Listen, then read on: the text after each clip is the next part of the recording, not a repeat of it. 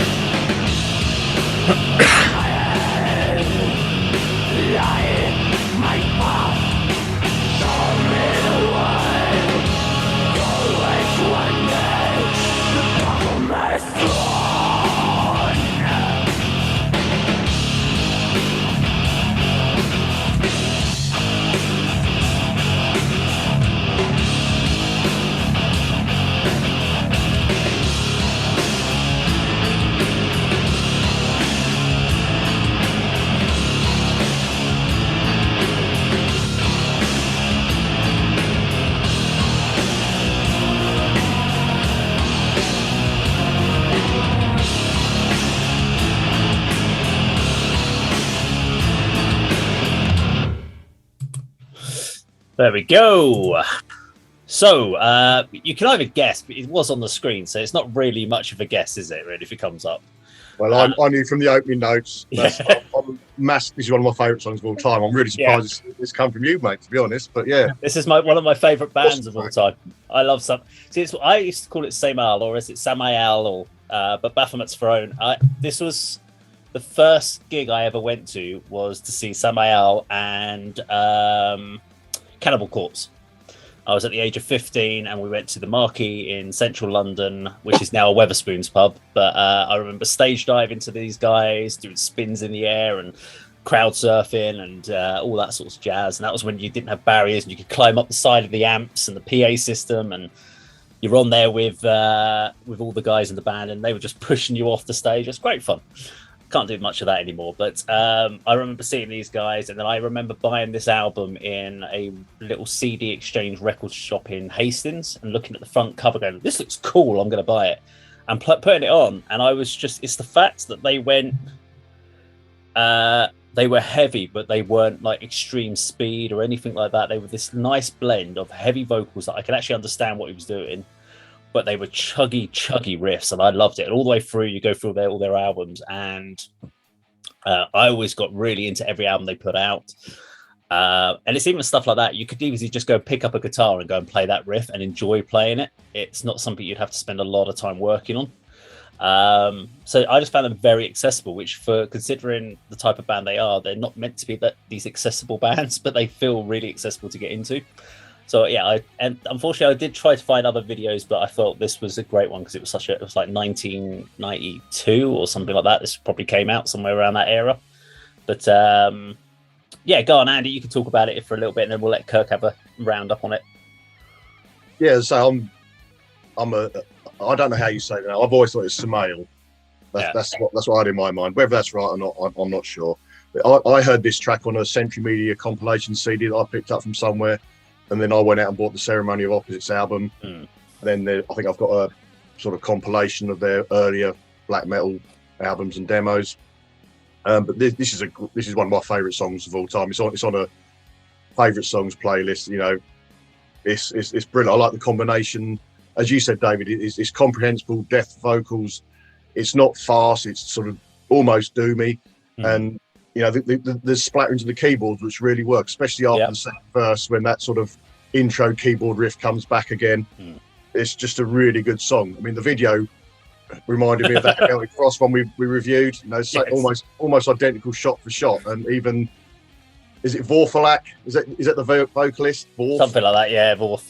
His look was very Tom G. Warrior, and even the bass player looked like the Celtic Frost bass player. Poor old keyboard player didn't get a look in on the video, I don't think, but he was there, I think, sort of stage right. But yeah, it's an awesome track. And I've even, not so much, perhaps you can elaborate when you get back to you, over the sort of the latter Samael material is sort of more industrial, more keyboard led, you know, very different from that, I think. But yeah, that's a cracking song. And the video was good for its time, and I think it stands the test of time. I'd watch that any day of the week.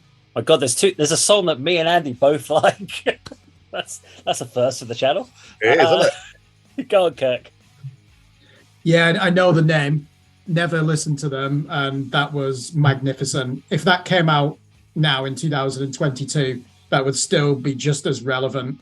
And like you both, I think we all agree here, death metal does not need to be about insane blast beats and unintelligible vocals and how barbaric you can make the music. It needs to be fucking evil, and that defines it for me. I love the symphonics at the beginning, very much To Megatherion era Celtic Frost, with the groove of Obituary's 1992 album. Dave, let me just say to you, right, you saw these live. Let's imagine we edited that video and they didn't have long hair and they were all wearing, I don't know, shirts and cargo trousers, and you said that was a prong song with different, other than the vocals, you believe it, because the groove, that could be, those riffs could be from that prong album, Cleansing. It could have been, yeah. And I think that's why we all agree.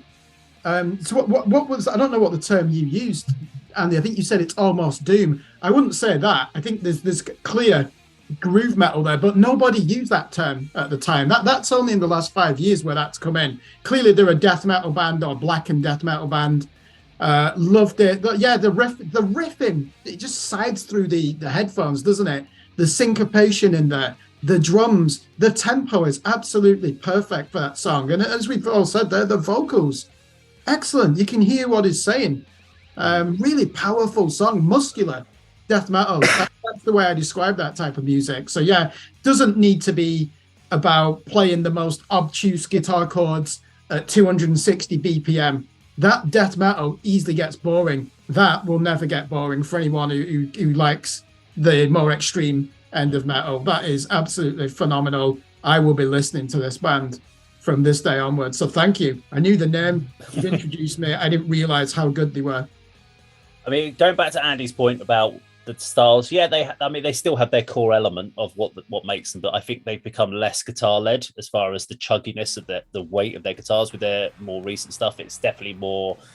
They've allowed the keyboards to become more prominent. There's definitely I've put elements of industrial into their sound now. One thing to remember about Samael is they have for a long period of time, I'm not even sure where they are up to now, is there was never an actual drummer in the band. So all the drums were programmed, and a lot of the time when you see any of their live performances, there's no drummer on stage, so all the drums are just from the programming, and it was just literally two of them that would work on all the albums. So it was just the bass, the guitar, or vocalist. So they would just literally do all the writing of the album, and then they would go out on tour with backing tracks. So it's an interesting one to come across, and they look very different now. He's completely bald, and it kind of looks like Ming the Merciless. Might be saying Andy that I was going to say. There's your Halloween costume for you. But yeah, no, I really like them. But I would still say the early Samael stuff is my go-to rather than the more recent stuff, because it's just brutal. It's something. I mean, I put it on in the car whenever I'm giving Dan from Scarlet Envy a lift. I'm like, hey, it's something for you to listen to. Let's listen to some of that, and he loves it as well. And the wife, even the wife likes it, which is quite unusual. Can I just say, which album should I start with? Do you both want to recommend? You don't have to agree on the same one. Where should I start with this album? Ceremony of Opposites. Go right to that and then start. I would literally start at the beginning and go forward from there, and you'll get a great kind of vibe from it if you get the earlier stuff. Another sort of tip for you, Kirk, as well. I've got an EP called Exodus, which has sort of reworkings of some of the tracks from this album, and is a sort of flavour of what was to come with the more sort of keyboard-led industrial type stuff. That might be something to check out as well. Yeah, sure. Well, I'll definitely start with Ceremony of Opposites. Yeah. I'll get it on the playlist for my walk through the countryside in the rain. That'll be perfect. You gotta love it. Right, well, that was Samael and Baphomets Throne. If you like the video, please do subscribe, click the bell icon, like and share, and we'll see you on another video sometime very soon. Take care, bye-bye.